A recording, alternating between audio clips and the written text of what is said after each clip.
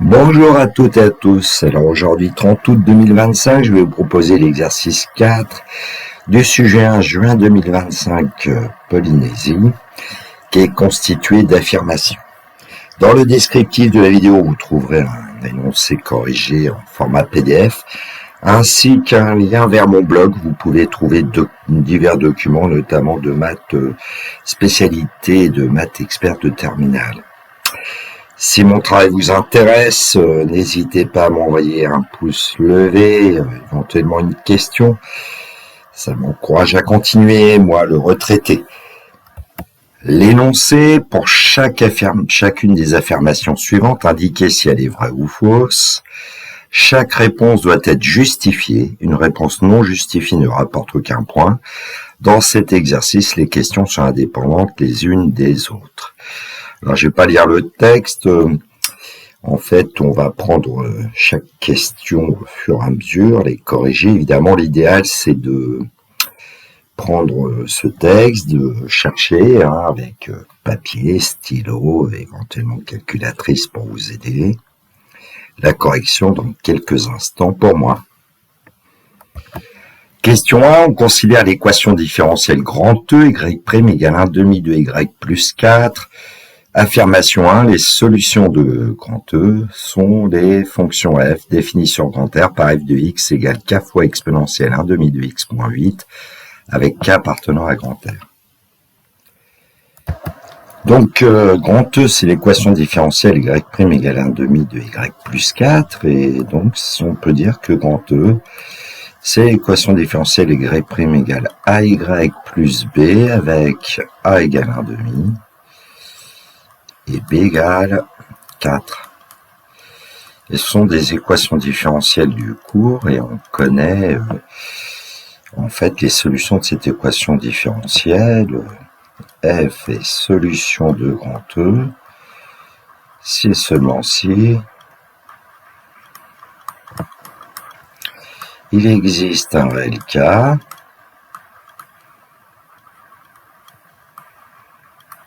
tel que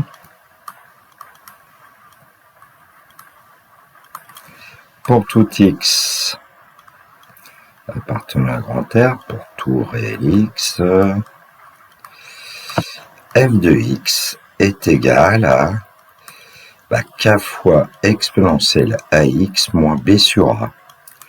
Bon, b sur a est une solution particulière de cette équation différentielle grand E, et puis donc ça veut dire que f de x égale, eh bien, k exponentielle 1 demi de x, et on calcule moins b sur a, moins 4 divisé par 1 demi, ça donne moins 4 fois 2, c'est-à-dire moins 8, et donc on va pouvoir dire que l'affirmation 1 est vraie.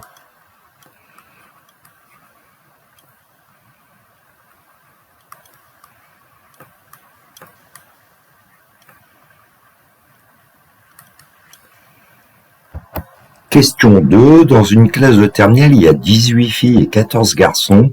On constitue une équipe de volleyball en choisissant au hasard 3 filles et 3 garçons.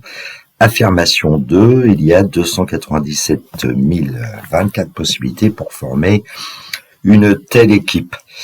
Bon, on lui dit qu'on choisit au hasard 3 filles parmi 18. Donc, on sait qu'on va pouvoir constituer de 3 parmi 18 manière l'ensemble des 3 filles, puis, donc le puis ou le et se traduit par multiplier, principe multiplicatif, 3 garçons parmi 14. Bon, il suffit de calculer grâce à une calculatrice par exemple, ou bien calculer à la main 3 parmi 18, calculer 3 parmi 14 et on va effectuer le produit. On obtient 816 fois 364, c'est-à-dire 297 024, et donc l'affirmation 2 est vraie.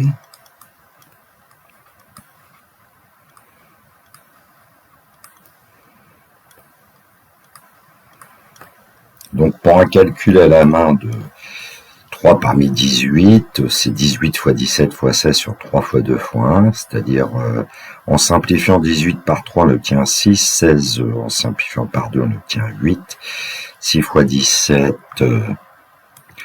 fois 8, et on va obtenir en fait le résultat 816.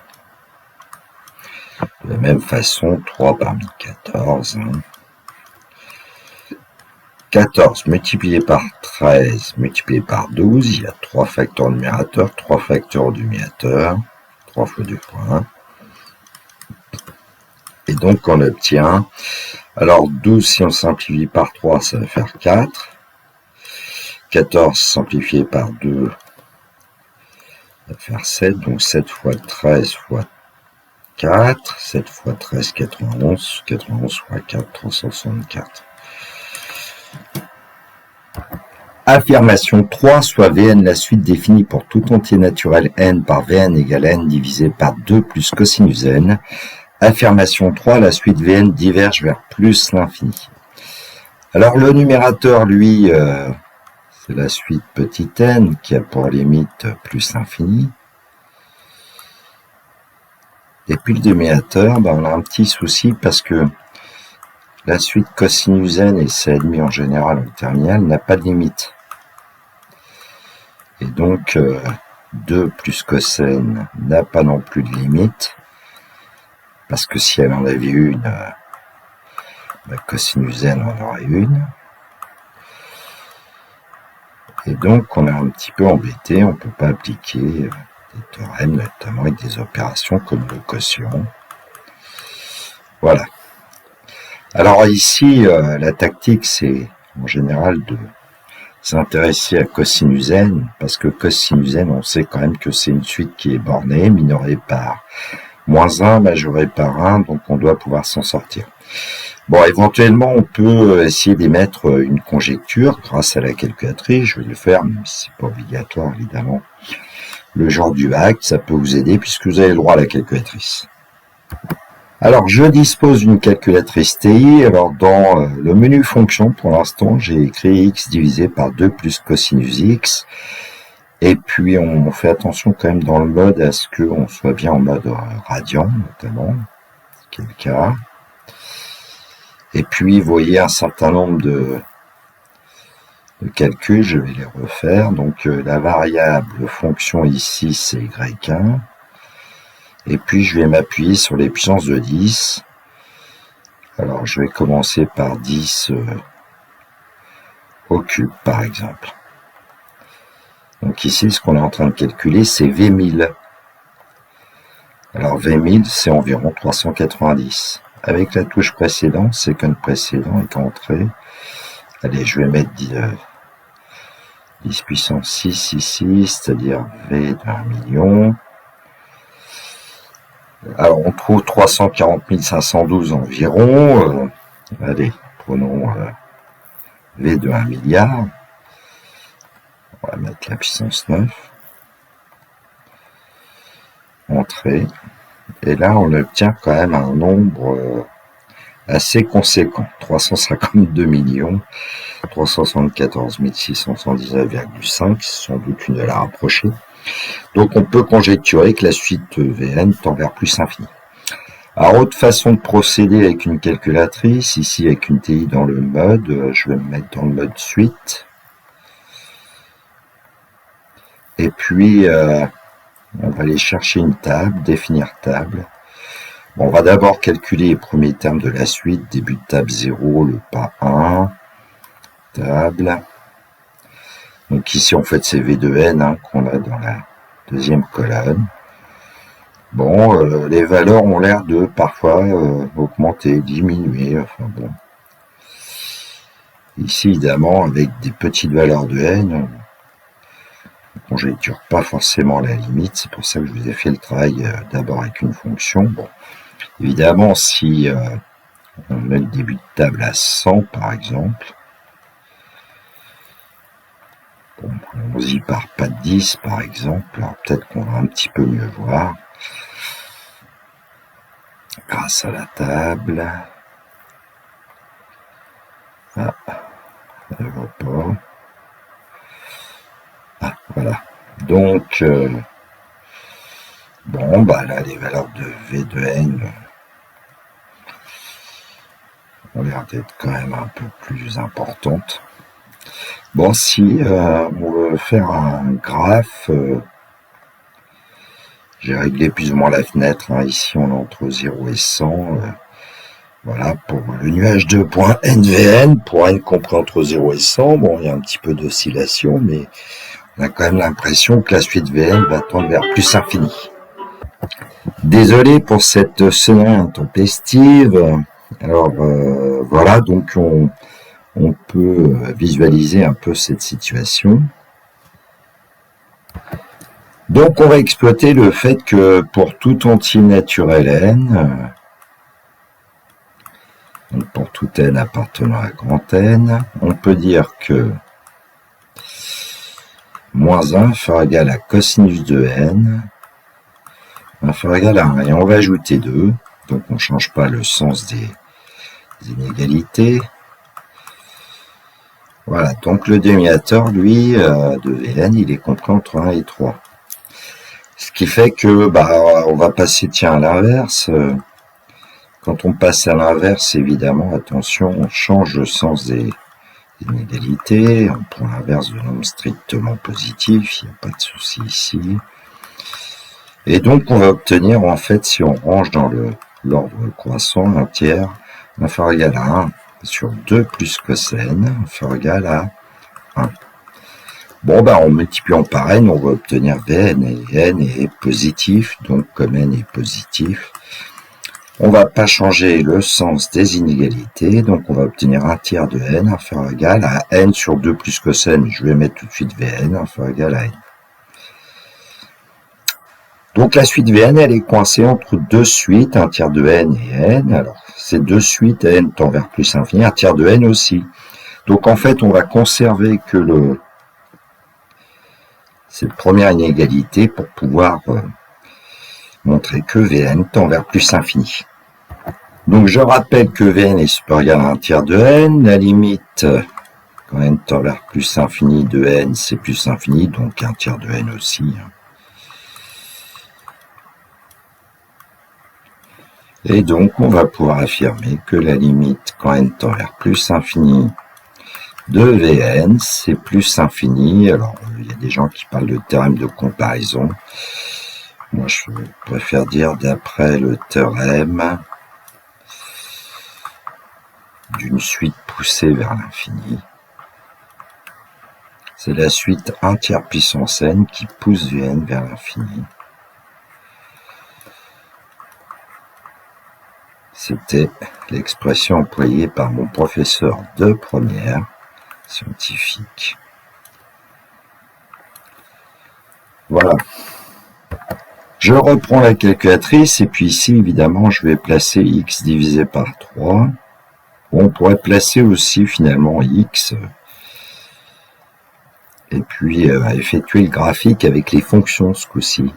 Voilà, et donc notre fonction est coincée entre les droites d'équation y égale x et puis y égale x sur 3. La fenêtre, on pourrait peut-être l'améliorer, puisque je travaille pour un x entre 0 et 100. Ici, on pourrait mettre aussi entre y max. On va mettre 100. Ici, on va peut-être mettre moins 20. Ce sera plus joli, je pense.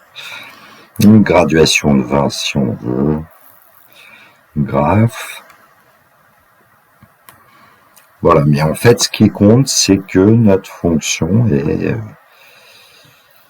supérieure ou égale à x, c'est-à-dire que la courbe de la fonction, si on l'appelle f, la fonction définie par f de x égale x divisé par 2 plus cos x, est située au-dessus de la droite d'équation y égale x sur 3. Bon. Ce qui fait qu'on peut dire que l'affirmation 3 est vraie.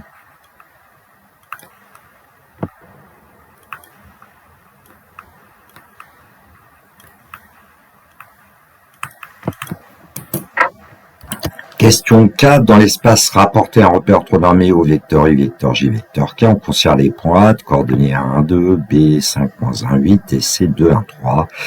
Affirmation 4, le produit scalaire des vecteurs AB et AC est égal à 10 et une mesure de l'angle BAC est 30 degrés.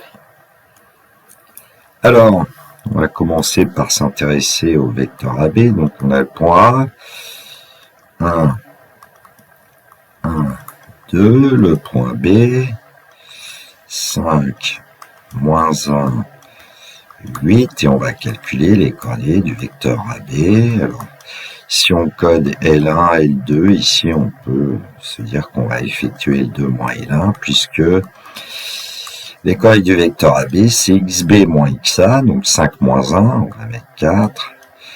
YB moins YA moins 1 moins 1 moins 2, et puis Z de B moins ZA, 8 moins 2, 6. Bon, on peut effectuer évidemment le même calcul avec le point A et le point C. 1, 1, 2. Le point C, donc 2, 1, 3.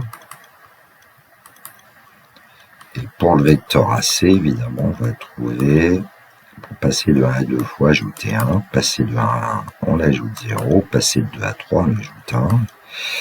Et en calculant le produit scalaire des vecteurs AB et AC, avec la formule connue, produit des abscisses plus produit des ordonnées plus produit des codes, puisqu'on travaille dans un repère orthonormé, 4 fois 1, plus moins 2 multiplié par 0, plus, eh bien, 6 fois 1, eh bien, on obtient 4 plus 6, c'est-à-dire, ça nous donne bien 10. Et donc,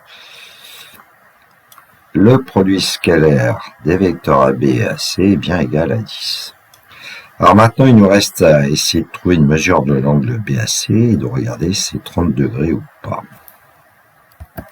Alors, on sait que le produit scalaire de AB et de AC vaut 10, mais on sait aussi que ce produit scalaire, c'est aussi la longueur AB multipliée par la longueur AC, multiplié par le cosinus de l'angle BAC, et donc on va pouvoir certainement trouver le cosinus de l'angle BAC, puisqu'on connaît les vecteurs AB et AC, on va connaître les longueurs AB et AC, et on sait que ça vaut 10. Donc en fait, AB multiplié par AC, multiplié par le cosinus de BAC, on sait que c'est donc le produit scalaire de AB et de AC. Bon, je vais gommer l'égalité précédente, c'est la même. Et donc on va avoir besoin de connaître eh bien, un certain nombre d'éléments comme AB, mais pour l'instant je vais calculer AB au carré parce qu'on sait que c'est l'abscisse du vecteur AB au carré plus l'ordonnée du vecteur AB au carré plus la cote du vecteur AB au carré. Et donc AB carré va être égal à 16 plus 4 plus 36, c'est-à-dire 56. 56, c'est divisible par 2, encore par 2, etc. On va pouvoir peut-être l'exprimer un petit peu autrement. La distance AB, donc, bon, pour l'instant, c'est racine de 56. Pour AC, le vecteur AC de coordonnées 1, 0, 1, bah, AC carré va être égal à 1 au carré plus 0 au carré plus 1 au carré, c'est-à-dire qu'AC carré vaut 2. Et donc, la distance AC, c'est racine carrée 2, multiplié par le cosinus de BAC, qui est égal à 10. Bon, ben pour les racines carrées, on peut se débrouiller quand même pour faire apparaître un certain nombre de choses. Bon, par exemple, on peut dire que c'est racine carrée de 2 fois 56, c'est racine carrée de 112, multiplié par le cosinus de BAC qui vaut 10. On a peut-être intérêt à simplifier un peu parfois les racines carrées parce que parfois on va faire apparaître un résultat connu. Alors, si BAC est égal à 30 degrés, le cosinus de 30 degrés, c'est aussi le sinus de 60 degrés, ça serait racine de 3 sur 2. Bon. Alors, le cosinus de BAC, c'est 10 divisé par racine carrée de 112. Racine carrée de 112, c'est 4 racines carrées de 7. Donc, on obtient finalement 5 sur 2 racines carrées de 7. En utilisant une calculatrice avec la fonction cosinus moins 1 ou arc cosinus, on obtient l'angle BAC qui vaut environ 19,1 degrés, ce qui fait que l'affirmation 4 est fausse.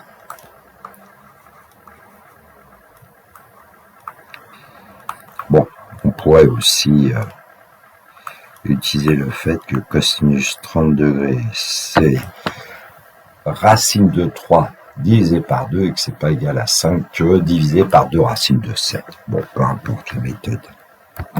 Question 5, on considère une fonction de petit h définie sur l'intervalle 0 plus infini ouvert en 0 dont la dérivée seconde est définie sur 0 plus infini ouvert en 0 par h seconde de x égale x ln de x moins 3x. Et l'affirmation 5, c'est la fonction h est convexe sur l'intervalle au cube plus infini. Bon, ben on sait qu'on a besoin d'étudier le signe de h seconde pour obtenir la convexité ou concavité de la fonction h. Évidemment, c'est sur 0 plus infini. Ouvert en 0 ici, puisqu'on travaille avec le logarithme népérien de x. Donc, quel que soit x appartenant à cet intervalle 0 plus infini, eh bien, h seconde de x, je vais écrire en dessous, est égal à x ln de x moins 3x, et donc on peut factoriser par x, et donc h seconde de x est égal à x facteur de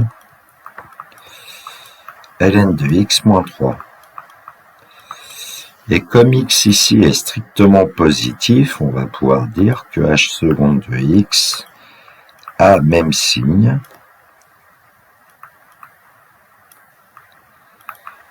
que ln de x moins 3. Bon, bah, on va étudier le signe de ln de x moins 3. Il y a une seule variable, petit x, donc on va essayer de voir quand est-ce que cette expression est strictement positive, par exemple. Ce qui va nous donner ln de x plus grand que 3. Ce qui veut dire que exponentielle de ln de x va être plus grand que exponentielle 3. La fonction exponentielle ne change pas le sens de l'inégalité, puisque la fonction exponentielle est strictement croissante sur R, ce qui nous donne x plus grand que e au cube. Et donc, quand x est plus grand que e au cube, h seconde de x est strictement positif. Quand x égale e au cube, h seconde de x égale 0. Et quand x est strictement compris entre 0 et e au cube, h seconde de x est négatif strictement. On peut donner un tableau de signes. Coûte pas cher. Donc, on va indiquer x, h seconde de x entre 0 et plus infini, on a besoin de la valeur e au cube.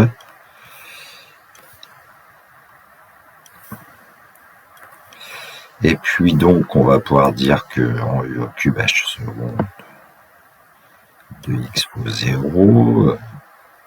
On a une double barre en 0 quand même. Essayer de faire quelque chose à peu près propre. Entre 0 et e au cube, bah, un signe moins, et puis ici on a un signe plus, avec l'étude que nous venons de faire. Bon, bah, la question c'était h est convexe sur e au cube plus infini, bah, puisque h seconde, bah, h seconde est positive ou nulle sur l'intervalle e au cube plus infini fermé au cube. Donc h est bien convexe sur cet intervalle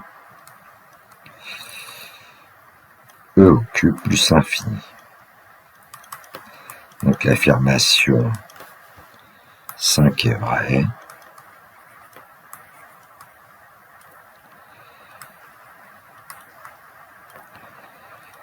Alors on pourrait même faire quelques compléments ici. La fonction h, du coup, serait concave sur l'intervalle 0e au cube, ou verrons 0 fermé au cube. La fonction h seconde s'annule une seule fois en e au cube, donc la courbe c de h, qui représente la fonction h, possède un seul point d'inflexion d'abscisse e au cube, puisque la dérivée seconde s'annule en e cube en changeant de signe, bien sûr.